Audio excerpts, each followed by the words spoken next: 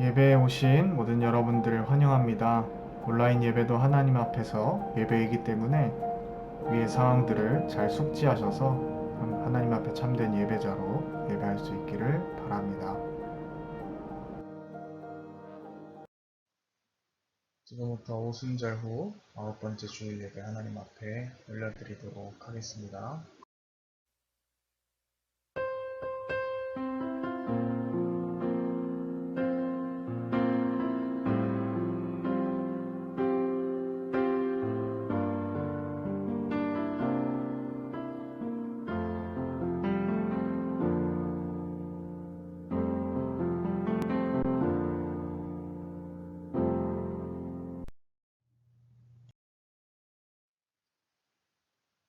시와 찬송과 신령한 노래들로 서로 화답하며 너희의 마음으로 주께 노래하며 찬송하며 범사의 우리 주 예수 그리스도의 이름으로 항상 아버지 하나님께 감사하며 그리스도를 경외함으로 피차 복종하라. 아멘. 성도들이 드리는 예배를 기쁘게 받으시는 하나님 아버지, 감사와 찬송과 영광을 올려드립니다. 지난 한 주간도 임마누엘의 은혜로 저희들과 함께 동행하여 주시고 오늘은 또한 저희들의 심령에 참된 평안과 안식을 주시려고 이렇게 성전으로 인도하여 주시니 고맙습니다. 성령의 인도하심을 따라 진리 안에서 드리는 예배가 되게 하여 주옵소서. 오늘도 들리시는 말씀 가운데 귀를 기울이게 하시고 우리를 향하신 하나님의 사랑과 구원의 은혜를 깨닫게 하여 주옵소서. 예수님의 이름으로 기원하옵나이다. 아멘. 성시교도 함께 하도록 하겠습니다. 어리석은 자는 그의 마음에 이르기를 하나님이 없다 하는도다. 그들은 부패하고 그 행실이 가증하니 선을 행하는 자가 없도다. 여호와께서 하늘에서 인생을 굽어 살피사 지각이 있어 하나님을 찾는 자가 있는가 보려 하신즉 다 치우쳐 함께 더러운 자가 되고 선을 행하는 자가 없으니 하나도 없도다. 죄악을 행하는 자는 다 무지하냐.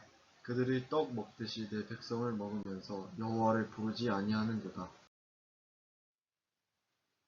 그러나 거기서 그들은 두려워하고 두려워하였으니 하나님이 의인의 세대에 계심이로다. 너희가 가난한 자의 계획을 부끄럽게 하나 오직 여호와는 그의 피난처가 되시도다.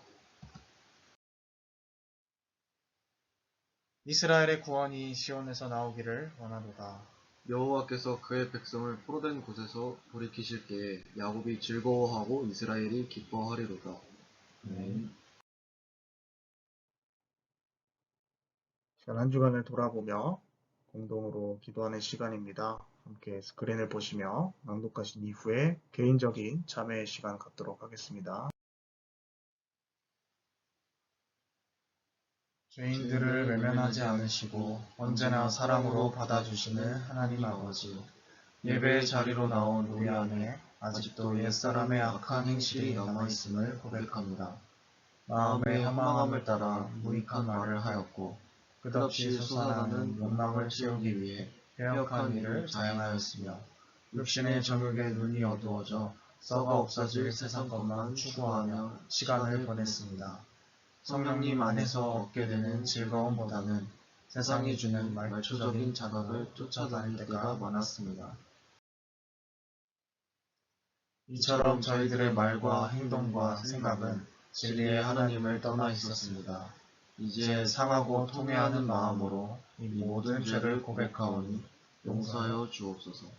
십자가의 보혈로 저희들의 몸과 마음을 정결하게 씻어 주옵소서.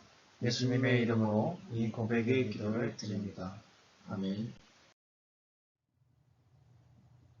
시간 한 주간을 돌아보며 참회의 기도 드리도록 하겠습니다.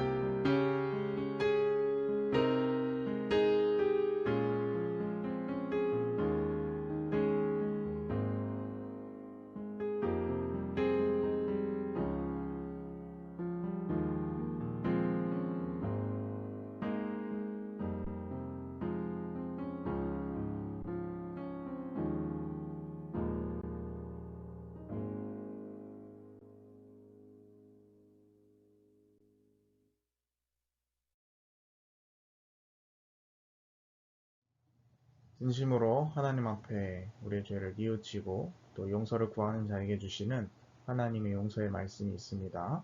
다 함께 하나님께서 우리에게 주시는 용서의 말씀을 함께 봉독하도록 하겠습니다.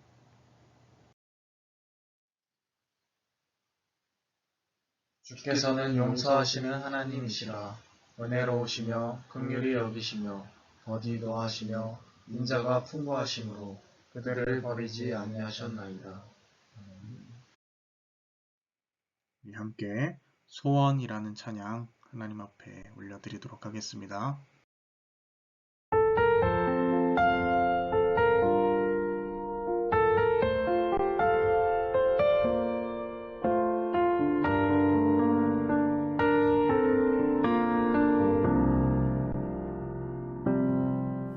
주님 내가 주의 장막을 사모합니다.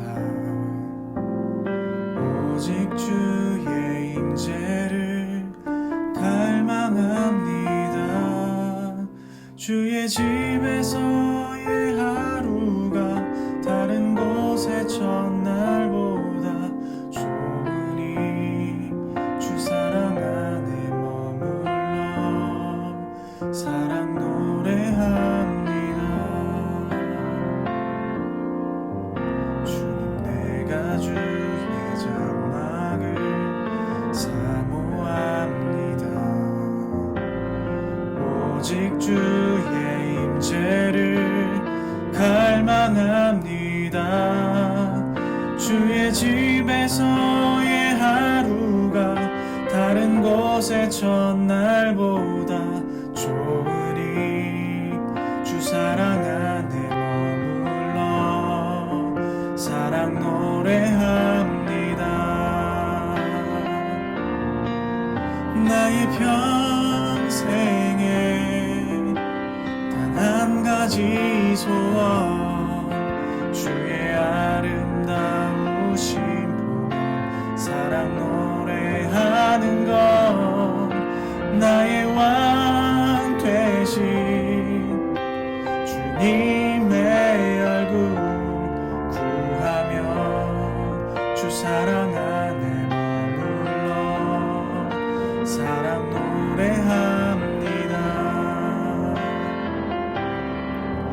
나의 평생에 단 한 가지 소원 주의 아름다우신 보며 사랑 노래하는 것 나의 왕 되신 주님의 얼굴 구하며 주 사랑 안에 머물러 사랑 노래합니다.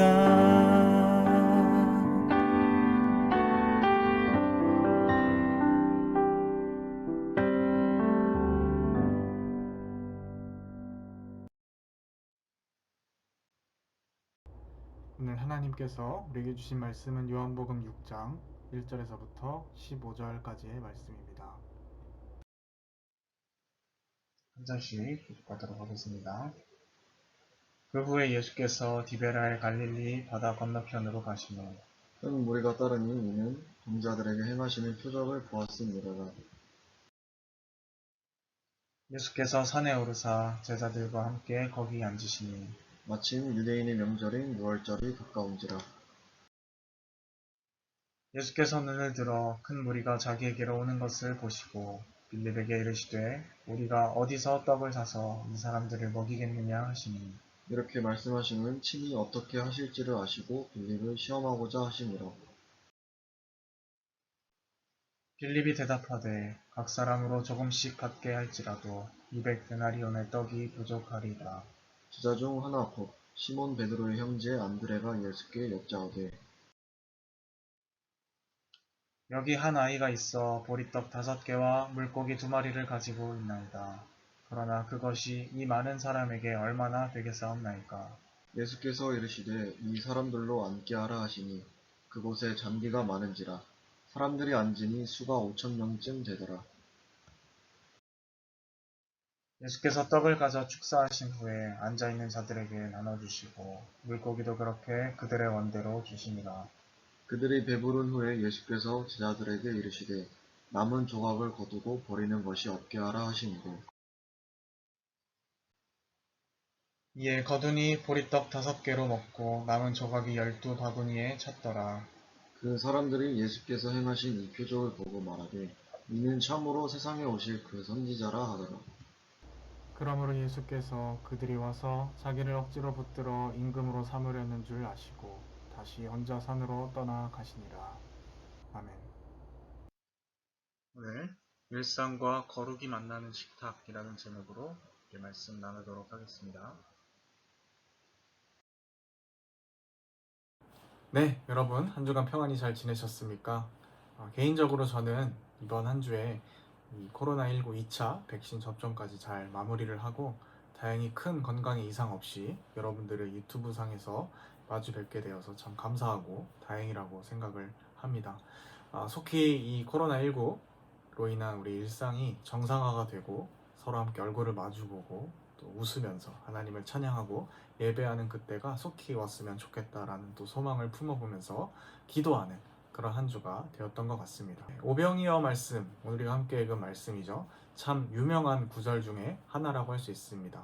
예수님께서 보리떡 5개와 물고기 2마리로 많은 사람들, 그것도 5,000명 이상을 먹이셨다라는 것이 바로 이 오병이어 기적인 것이죠. 그런데 우리는 이 사건이 너무나 유명하고 또 잘 알려진 나머지 이 표적이 가리키는, 이 기적이 가리키는 의미에 대해서는 잘 간과하는 경우가 많이 있는 것 같습니다. 너무 단순하게 생각한 나머지 예수님께서 하나님의 아들이라는 것을 증명하는 하나의 어떤 기적 사건이다 라고만 바라보는 경향이 바로 그것이죠. 그러나 절대 오늘 우리가 함께 읽은 말씀은 그렇게 단순하지 않습니다. 특별히 오늘 우리가 복음서 중에 요한복음에 기록된 오병이어 말씀을 살펴보았는데요. 이 요한복음의 경우에는 또 자신만의 독특한 메시지를 전달하고 있기 때문에 이 오늘 요한복음에 기록된 오병이어의 말씀 의미에 대해서 생각해 보고자 합니다. 사실 이 오병이어 기적은 복음서 4개, 마태, 마가, 누가 복음서에 다 공통적으로 기록되어 있는 사건이기 때문이죠. 그 중에 오늘 요한복음의 오병이어 말씀의 의미를 생각해 보고자 합니다.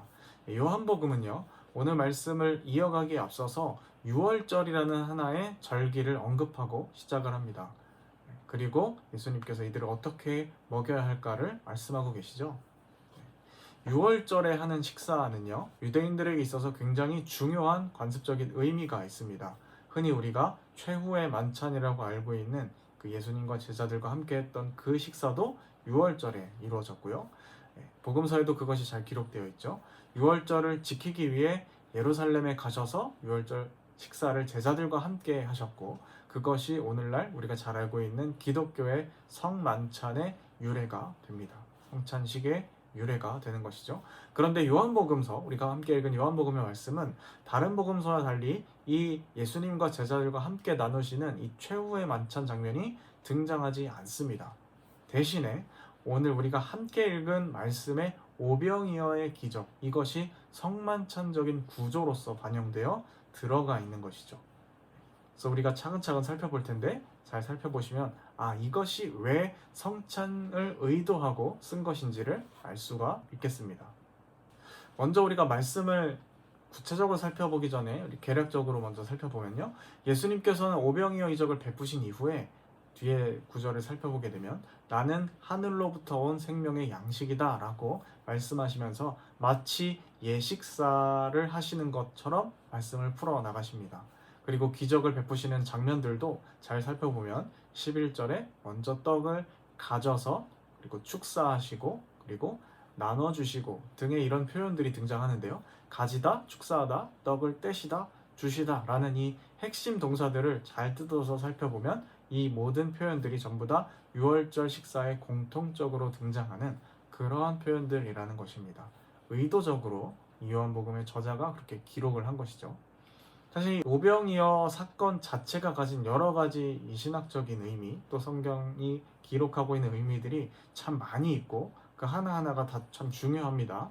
아까도 말씀드렸다시피 오병이어 사건은 복음서 4개가 전부 다 다루고 있는 몇 안 되는 사건이기도 하고 말이죠. 그러나 오늘은 요한복음의 특수한 의미를 위주로 우리가 함께 말씀을 나누어 보고자 합니다. 이 마태, 마가, 누가복음을 가리켜서 공관복음이라고 부르는데요. 이 공관복음은 오병이어 사건에 대해서 보도할 때 군중들이 배가 고파졌다라는 것을 언급합니다. 그리고 그들의 배고픔을 예수님께서 베푸심을 통해 해결해 주시는 것, 이런 방향으로 접근을 하고 있는데요. 그러나 오늘 요한복음의 말씀의 군중은요, 상대적으로 그러한 배고픔을 강조하거나 언급하지는 않는 것 같습니다. 예수님께서 이들에게 이적을 베푸시는 이유는 유월절 예식으로서 그들에게 유월절의 그 의미를 떠올리게 하기 위해서 하는 그런 식사의 목적이 훨씬 더 강력하게 강조되고 있는 것이죠. 그래서 다른 복음서들과는 달리 요한복음은 유월절 사건 그 자체에 초점을 맞추어서 이야기를 하고 있다라고 볼 수가 있겠습니다. 유월절이라는 것은 이스라엘이 이집트의 지배를 받고 있을 때 하나님께서 모세를 통하여서 그들을 구출하셨다라는 것을 기념하는 그러한 절기인 것이죠. 출애굽 사건 일으키기 바로 그 전날 밤 양을 잡아먹고 그 피를 문설주에 바르는 것에서 하나님의 구원이 일어났다라는 것을 기억하고 우리가 하나님의 구원받은 백성이구나 라는 것을 잊지 않고 하나님께서 우리를 건져주셨음을 기억하는 그러한 절기라고 할 수 있겠습니다. 이것을 통해서 예수님은 자신을 유월절 양이자 또 하늘이 보낸 구원의 양식으로서 사람들에게 소개하고 있는 것이에요. 예수님께서는 더 나아가서 자기 자신을 무리에게 먹이신 것이다 라고도 볼 수 있는 거예요. 왜냐하면 십자가 사건, 그것을 암시하고 내가 너희를 위하여 온 생명의 떡이다, 나 자신을 너희에게 준다 라는 의미로 오늘의 오병이어 기적을 기록한 것이기 때문입니다. 요한복음의 또 독특한 점은 표면적으로 성찬이 전혀 등장하지 않는다라는 점입니다. 아까 말씀을 한번 드린 바가 있죠. 그래서 떡 같은 경우는 방금 전에 우리가 살펴보았으니 요한복음에도 성찬이 구조적으로 표면적으로는 등장하지 않지만 구조적으로 나타나는구나 라고 이해할 수 있다 치더라도 잔의 문제가 있지 않습니까? 너희를 위하여 흘리는 나의 피, 새 언약의 피이다 라고 하는 이 잔이 등장하지 않는데 잔은 그럼 도대체 어디에 나옵니까? 라고 묻는다면 이 역시 요한복음서 안에 구조적으로 반영이 되어 있다고 할 수 있습니다. 그것은 어디에서 확인할 수가 있냐면요, 요한복음이 예수님의 가장 첫 번째 기적으로서 다루고 있는 그 사건을 보면 돼요. 그것은 바로 물로 포도주가 되게 하시는 그러한 사건이었죠. 결혼식 잔치에 포도주가 다 떨어져 가서 이제 동이 나게 생겼는데 예수님께서 물을 뜨라고 명령하시고 그것을 하인들이 그대로 했더니 이제 포도주로 변한 그 첫 번째 기적 사건, 그것이 바로 이 성찬식에서 새 언약의 피에 해당하는 그것이 반영된 것이다 라고 이해를 할 수가 있겠습니다. 그리고 두 번째 이적이 오늘 우리가 함께 살펴본 오병이어 사건을 통해서 빵의 문제, 떡의 문제가 이제 구조적으로 반영이 됐다라고 볼 수 있는 것이죠.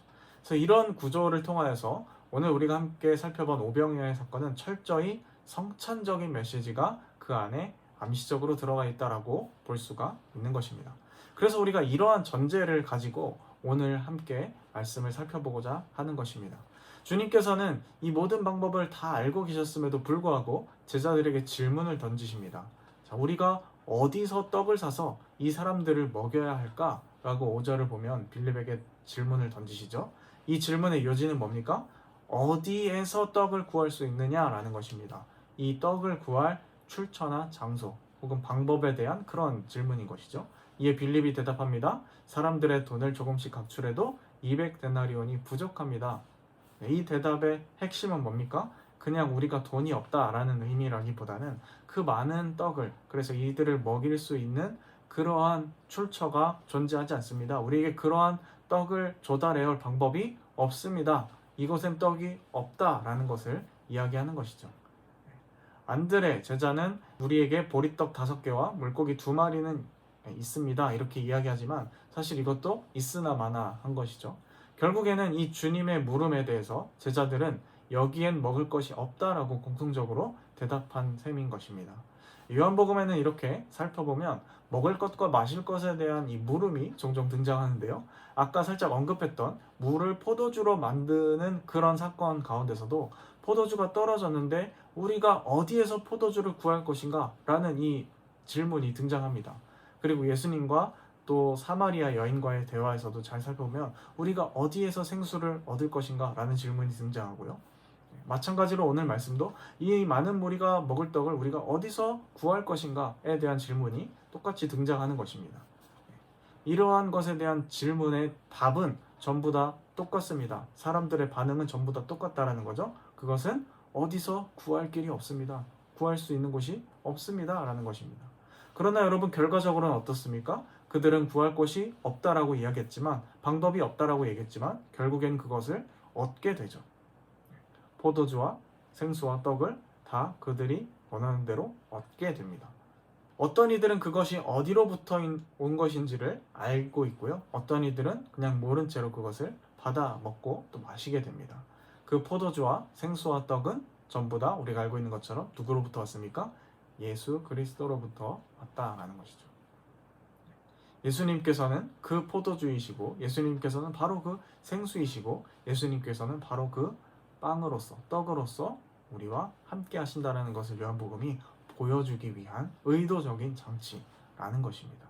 6월절쯤에 다가오는 무리를 먹이시겠다고 이 작정하신 예수님께서는 그분 스스로를 세상을 위한 떡으로서 소개하시면서 대중들을 먹이십니다.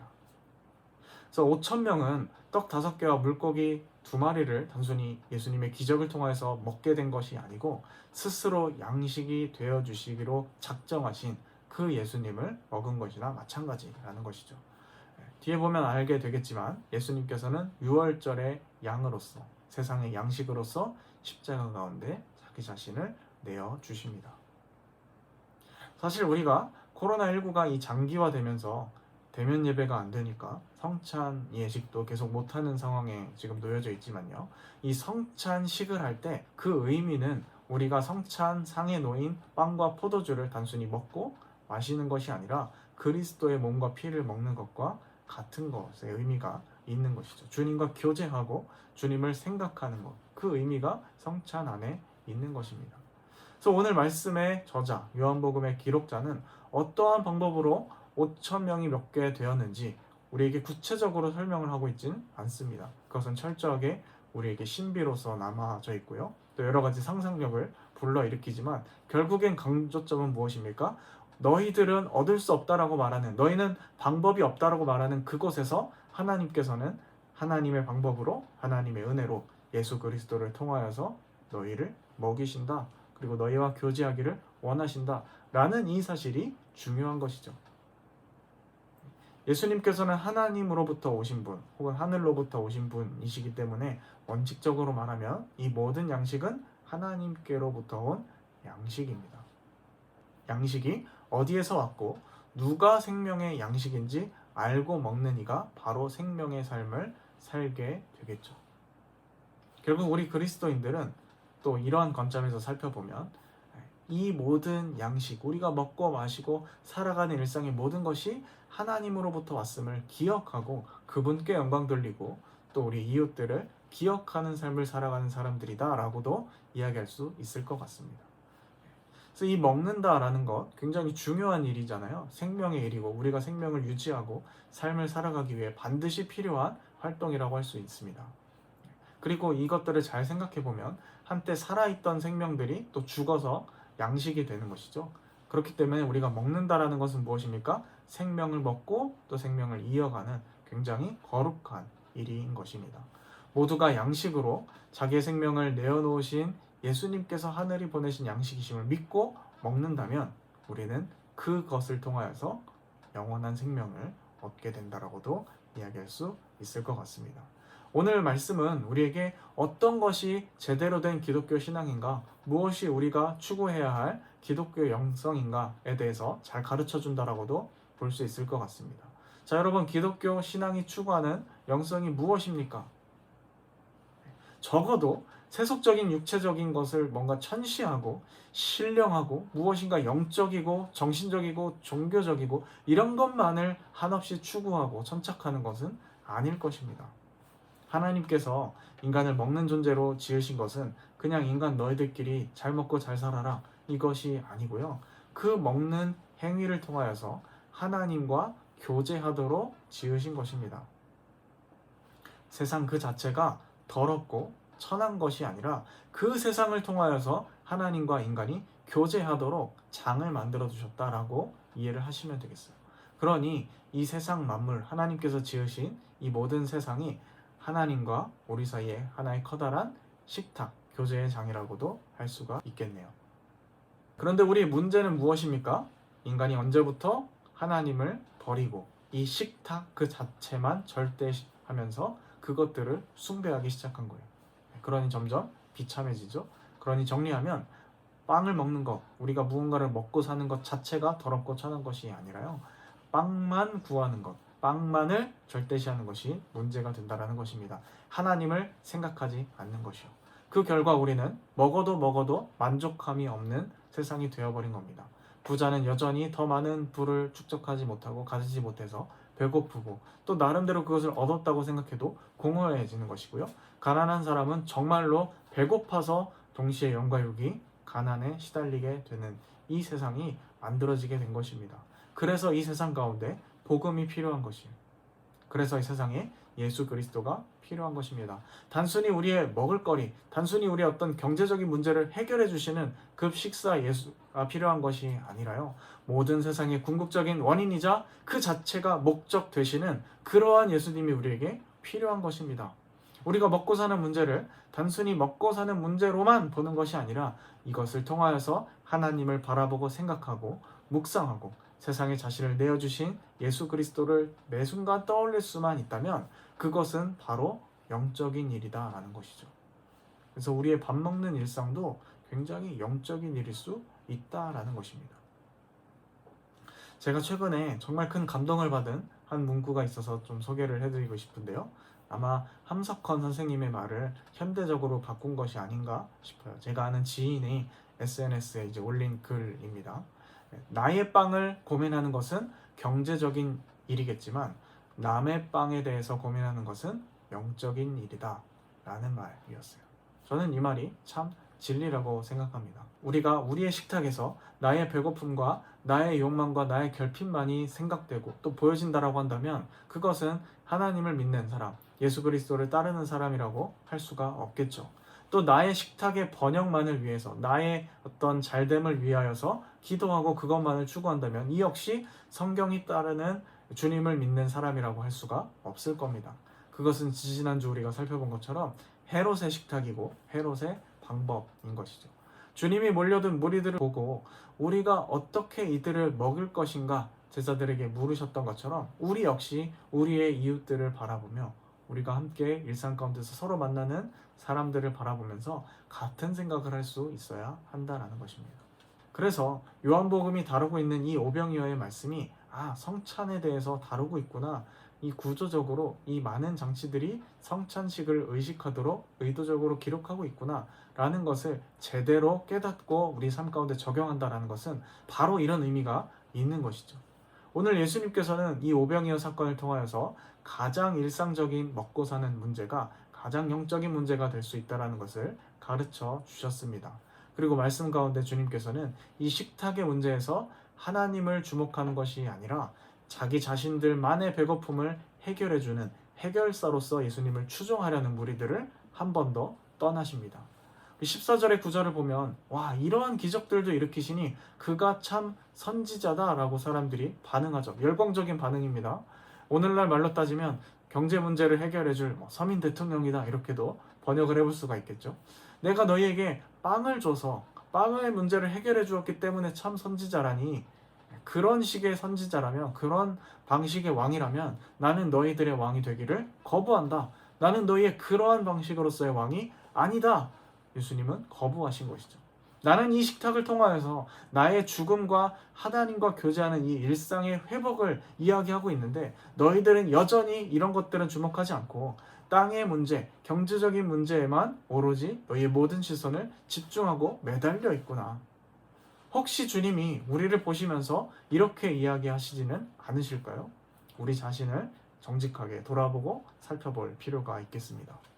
그래서 오늘 우리가 이 말씀을 살펴보면서 나의 삶의 패턴과 나의 가치관이 어디에 집중되어 있는지 점검해 보았으면 좋겠어요. 말씀 앞에 비추어 보고 우리를 돌아보는 그러한 계기가 될 수 있었으면 좋겠습니다.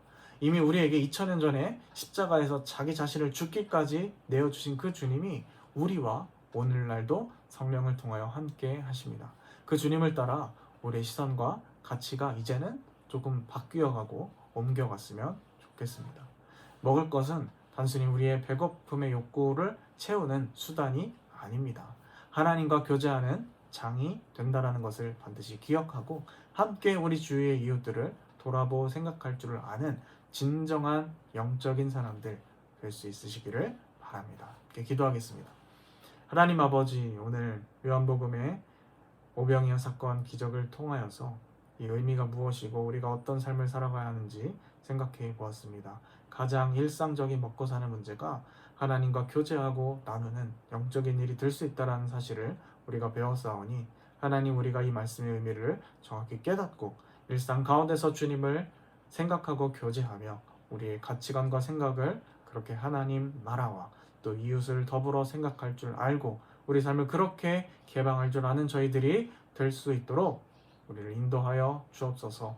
주님을 자신들의 필요에 따라서 왕삼으려고 했던 그러한 모습들 저희들의 모습 되지 않게 하시고 예수님을 이기적인 나의 수호신으로서 이기적인 나의 해결사로서만 믿는 것이 아니라 세상을 구할 만왕의 왕으로서 받아들이고 믿는 저희들이 되게 하여 주옵소서. 함께 하실 줄 믿사오며 이 모든 말씀 예수님의 이름으로 감사하며 기도드립니다.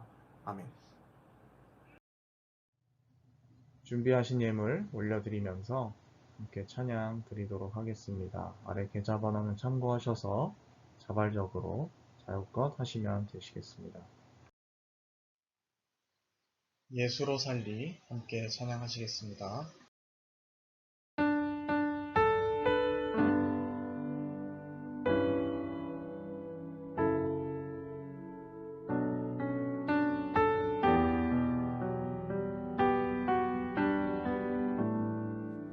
계절은 흐르고 꽃은 피고 져도 시들지 않은 생명이 있네.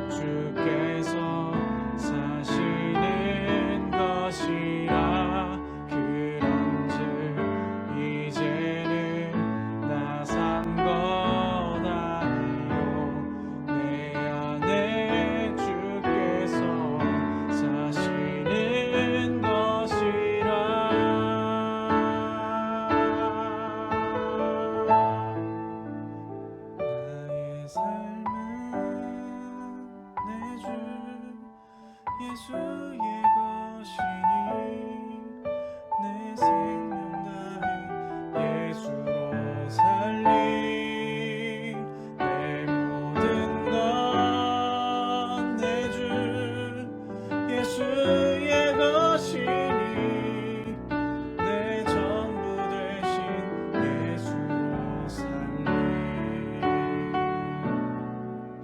내 전부 되신 예수로 살리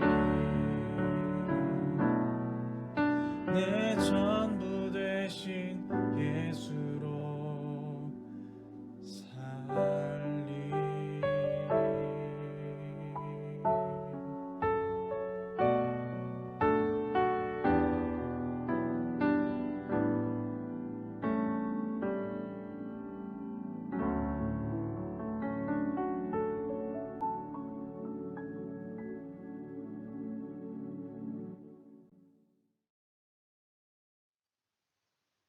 하나님 아버지, 오늘 오병이어 말씀을 통하여서 요한복음이 담고 있는 성찬의 의미와 그것을 우리 일상에 어떻게 적용해야 할지 함께 나누었습니다. 이렇게 말씀을 통하여 배운 것처럼 우리의 삶의 일상 가운데 늘 주님을 기억하며 주님과 함께 교제하며 주님과 함께 더불어 우리의 일거수일투족, 특히 먹는 것으로부터 하나님과 함께 교제하며 주님을 생각하며 그 주변의 이웃들을 잘 떠올릴 수 있는 저희들이 될 수 있도록 인도하여 주옵소서. 세상의 먹이로 자신을 내어주신 주님을 본받아 저희들도 그렇게 세상 가운데 이로운 양식으로서 이 삶을 드릴 수 있는 저희들이 되게 하여 주옵소서. 함께 하시죠. 일삼의 모든 말씀 예수님의 이름으로 기도드립니다. 아멘. 네, 교회 소식 전달 드리도록 하겠습니다. 네, 이번 주부터 가족 전화 신방을 드릴 예정입니다. 7월 26일부터 29일과 한 주간 동안에 전화를 드리도록 하겠고, 대상은 농부에 등록된 기준으로 교인분들, 가족분들에게 전화를 하도록 하겠습니다. 이 점 참고해 주시길 바랍니다. 네, 축도로 모든 예배 순서 마치도록 하겠습니다. 지금은 우리 구주 예수 그리스도의 은혜와 하나님 아버지 극진하신 사랑하심과 성령의 인도였사 충만케 하심이 오늘 함께 말씀을 듣고 오병이어의 그 말씀의 의미를 정확히 이해하고 주님을 따라서 우리의 가장 지극히 일상적인 먹고 마시는 문제에 주님을 생각하며 먹는 순간마다 마시는 생각마다 주님을 떠오르며 우리 이웃들을 돌볼 줄 아는 그러한 사람이 되기를 다짐하고 결단하는 주님의 자녀들 백성들 머리머리 위에 지금부터 영원까지 함께하시기를 축원하옵나이다. 아멘. 여러분 한 주간도 주님과 함께 먹고 마시며 교제하고 또 우리 이웃을 돌보고 섬길 수 있는 우리 모두가 되기를 바랍니다.